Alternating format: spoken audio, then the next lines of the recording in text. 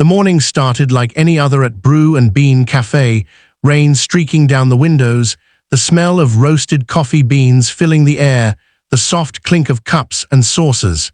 It should have been peaceful, but the moment Jonathan Kane walked in, the energy shifted.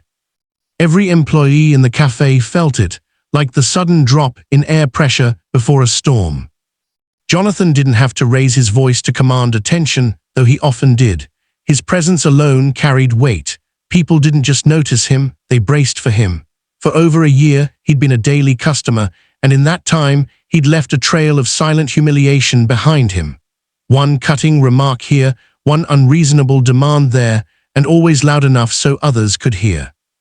The staff had adapted. When Jonathan was in the room, you moved quicker, you spoke less, and you kept your head down. It wasn't just about avoiding mistakes, it was about avoiding him. But this morning, someone new was working. Isabella Hart was still finding her footing in town. She moved from Chicago after a bad breakup, taking the waitress job to cover her rent while she figured out what came next. She had a quiet strength about her, one that hadn't yet been tested in this cafe.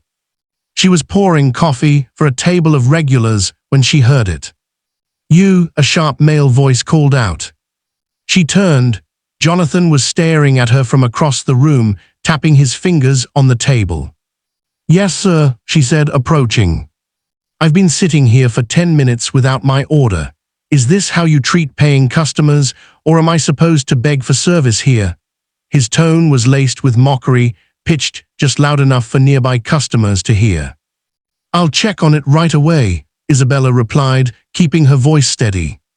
She delivered his cappuccino minutes later, but before she could step back, Jonathan took one sip, set it down with a sharp clink, and pushed it toward her. "This is cold," he said flatly. "I can bring you a fresh one." "That's not the point," he interrupted, leaning forward. "The point is, standards here are slipping. I've been coming here long enough to expect better, but clearly I was wrong." Isabella felt something tighten in her chest. She looked around and saw the other staff avoiding the scene, heads bowed, eyes on their work. They'd seen this before. They'd learned to endure it. But she hadn't. "Sir," she began carefully, "everyone here works hard to give good service. If something's wrong, we'll fix it. But insulting people who are trying to do their jobs, that's not necessary." The cafe went quiet. Conversations halted mid-sentence. All eyes turned toward them. Jonathan's face hardened. "Do you have any idea who you're talking to?" "Yes," Isabella replied. "A man who could choose to be kind but doesn't." Gasps rippled through the cafe.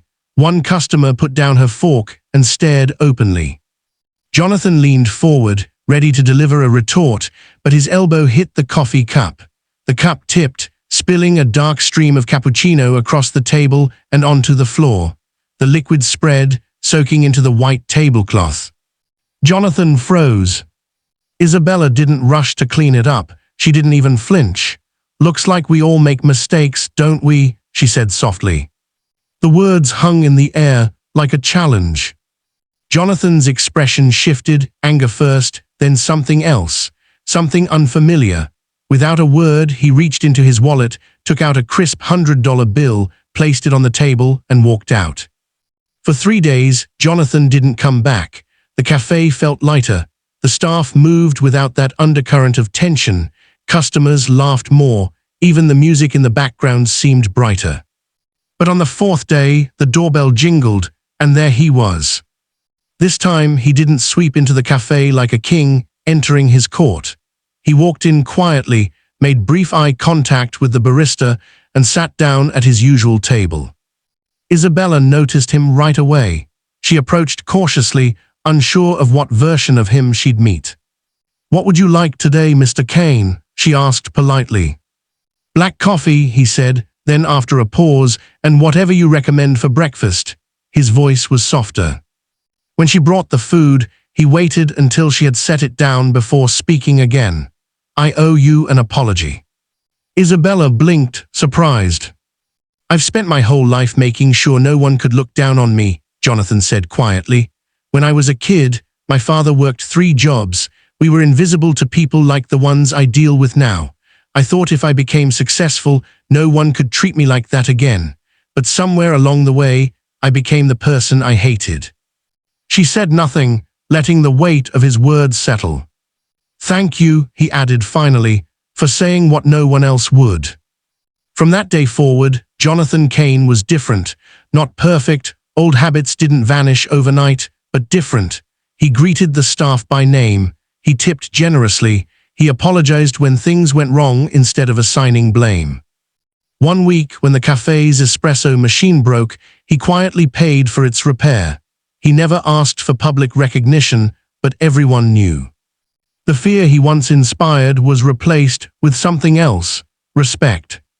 Months later, a regular customer asked him why he kept coming back after that argument. Jonathan glanced toward the counter, where Isabella was laughing with a customer, and a faint smile touched his lips. Because, he said, someone finally reminded me I was human.